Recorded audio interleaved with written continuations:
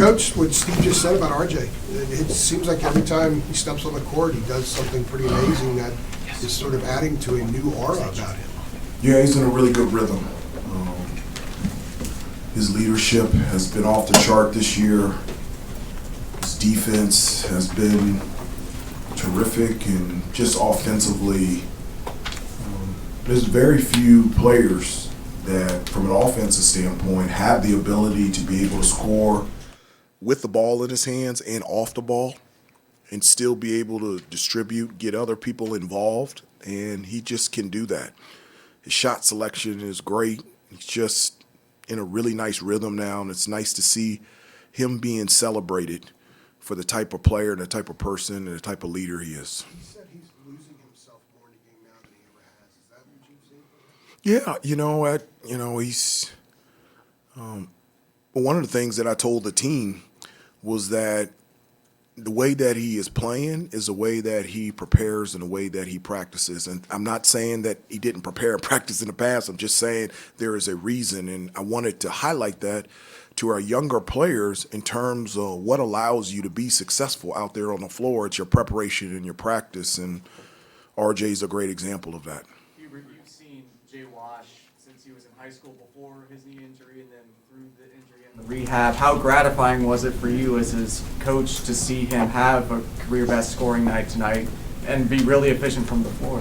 Yeah, he really was. And one of the things that I thought he gave us life is, we've talked about how we've got to get better in terms of rebounding. He attacked the offensive glass, got second chance opportunities, kept the ball alive, was really good defensively. In practice lately, we've been playing him and Armando together, and we had them out there tonight. And they're two bigs, but they're different, and gives us a bigger and different look. It helps us in terms of rebounding, and I'm really happy that he had a great game tonight. The bench unit obviously had 43 points today. What do you kind of make of, I guess, this year's second unit? How much of an asset they've kind of been, especially with a couple of career highs off the bench today? Well, I've said before, the guys that play, those are the minutes that they have earned through their preparation and through their practice. And it's great that you can have guys like Jalen Washington, Jay Witt, Seth, and those guys come off the bench and give you such positive play on both ends of the floor. And so I was just really excited by a number of guys coming off the bench, having career highs, getting that rhythm, getting that confidence, because that's something that is going to be needed heading into conference season. What was your impressions of the Eric Montross tribute and the moment of silence there before the game? Very sad, very hard.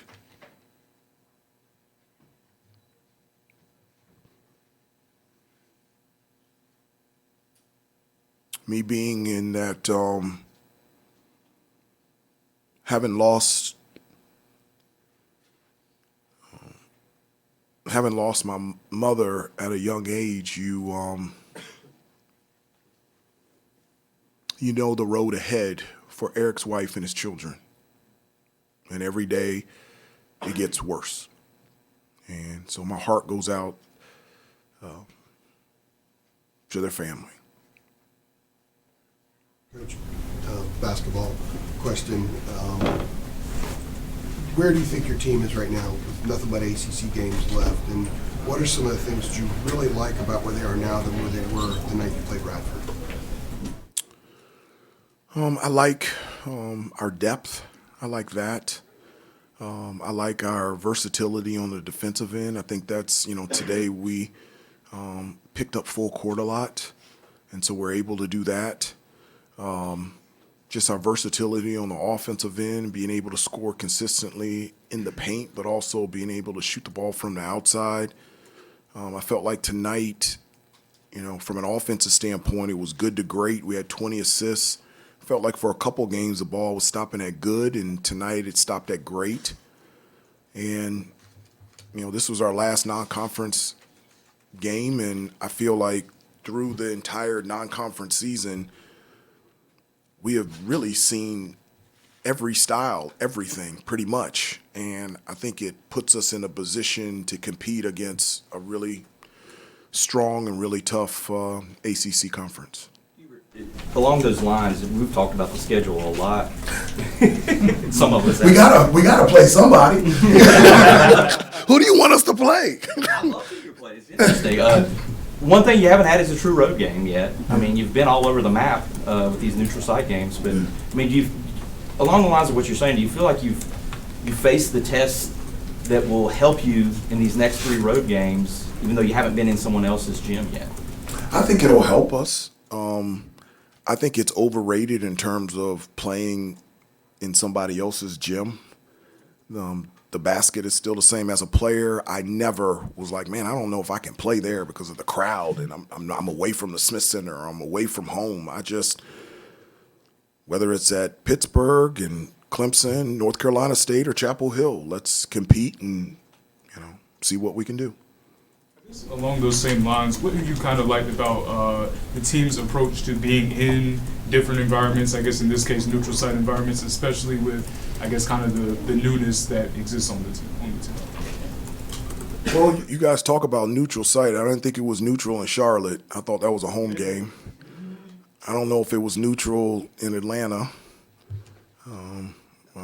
I don't know if it was neutral in MSG. So what's your definition of neutral? It wasn't neutral against Arkansas.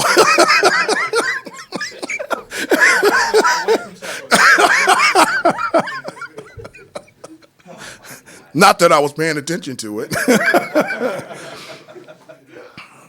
But, it just is what it is, and I'm excited about I've grown up with the ACC, and it's the best conference in college basketball, and I just love it. And so whether it's home or the road, this is an exciting time to compete against great competition within your conference, against known opponents. Just going back to the bench, can you talk a little bit about what a game like this means for guys further along down the bench, like James Okonkwo hitting the biscuits on the layup, chest bumping his teammates, things like that? Well, I told him, I can't remember how much time left. I think it was like 3 minutes, 33 seconds left. We were on the bench, and I said, these are important. These are big-time minutes. I said, you're going to be in situations where it's tied 81-81, and you guys are going to be in the game. And you're going to be called in your job and your responsibilities to be able to execute on both ends of the floor. And so this is an opportunity to grow. This is an opportunity to get better. And I told him that I had been in that situation before. And I said, later on in the year, when you're sitting on that bench and it's tied with 3 minutes to go, you're going to look at me and say, you were right, coach, and you'll be prepared to be able to step up to the moment. Sticking on the bench for one last thing, you talk about the guys earning their minutes. Do you feel like this is the deepest bench, or the guys you've been most confident in since you've become a head coach in terms of just number of guys you can throw off? I don't look at previous years. I'm just specifically focused on this year, and I like what the guys have done coming off the bench, and I'm just specifically thinking about this year's team. Back to RJ, is it just a matter of confidence, or did he work on different things this offseason to get to where he is now? Well, I think he's always been a hard worker. So, I mean, he wanted to be a more efficient scorer. He wanted to be a better defensive player, and he found the confidence and the maturity to be a leader and found a voice. And so, but I also think it's just growth. I know we get away from that, but like every year, freshman, sophomore, junior, you just become more comfortable the more times that you do something, but not rarely, but in this age of collegiate sports, a lot of times you don't get a player like RJ staying 4 years and continuing to grow. How much, if any, has Elliott helped with that, in that he's now off the ball a lot more? Well, I wouldn't say RJ's off the ball. I've been straightforward and direct. I've got 3 point guards. I've got RJ, Elliott, and Seth. And I want as many multiple ball handlers out there that can make plays out there on the floor, and you can add Harrison out there. And so, and all 4 of them can make plays with the ball in their hands and without the ball. So it's not a situation I'm taking the ball out of RJ's hands. It was the 8th game that he scored 20 points. Well, in order to score, the ball's got to be in your hand. So he has the ball in his hands. All right, let me rephrase that then. Okay. As creative a playmaker as Elliott is, how much has, if any, has that helped him? I think it's helped having multiple guys that can create, not just Elliott. I was talking about, Seth and Harrison, Cormac. I think, we have a team that enjoys making that extra pass. And so I think that unselfishness really helps out RJ, but it helps out everybody on this team. What was your impression of how the guys came back from the holiday break? They were great. I mean, it looked like there wasn't a lot of rust you had to knock off tonight. No, I thought the first practice when they came back was going to be bejeebies, and it was not. It was really good. It was really, really good. And the 3 practices leading up to this game, I thought, in terms of attention to detail, the energy and the effort and the enthusiasm was right where I wanted it to be. And so I was shocked. And so I thought that first practice was going to be not very good, and it was really good. Everybody good? All right, thanks, everybody. Thanks, guys. Thank you. Happy New Year. See you later.